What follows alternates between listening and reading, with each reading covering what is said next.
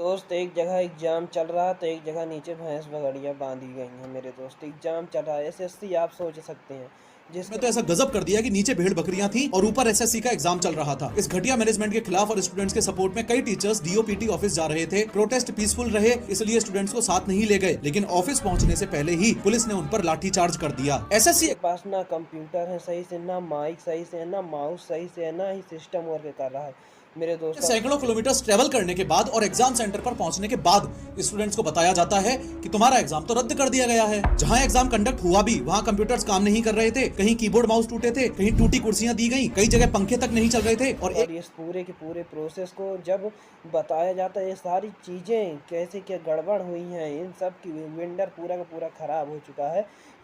भाई जब तुम्हें सही से पेपर नहीं करवाना था, तुम्हारे पास व्यवस्था नहीं थी, तो तुमने फॉर्म क्यों निकलवाया था?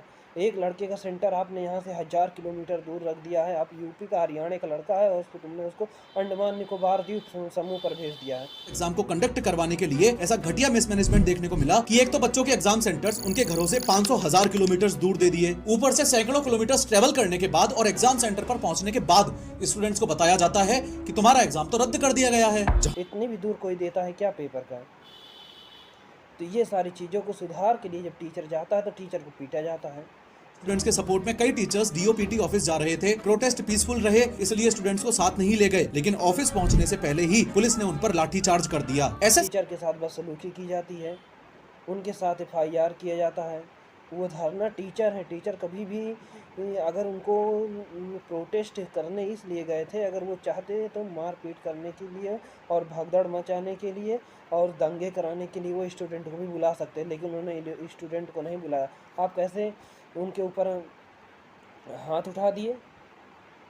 This is the wrong way. ये सबसे बड़े गलत तरीका था जिसके बारे में पुलिस को एक बार सोचना चाहिए। अगर वो शिक्षक जो केवल मौन था, इसलिए मौन था कि उसकी कुछ बातें सुनी जाएंगी, वरना वहीं पर पुलिस कम पड़ जाती।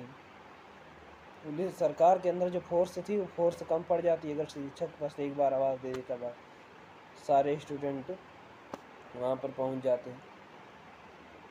इस बारे में सरकार को सोचना चाहिए, उस पुलिस को वो सोचना चाहिए। और जो शिक्षक जिनको पढ़ा करके पुलिस बनाया है, जिन शिक्षकों ने, वो पुलिस वाले उन शिक्षकों को ऊपर क्या कर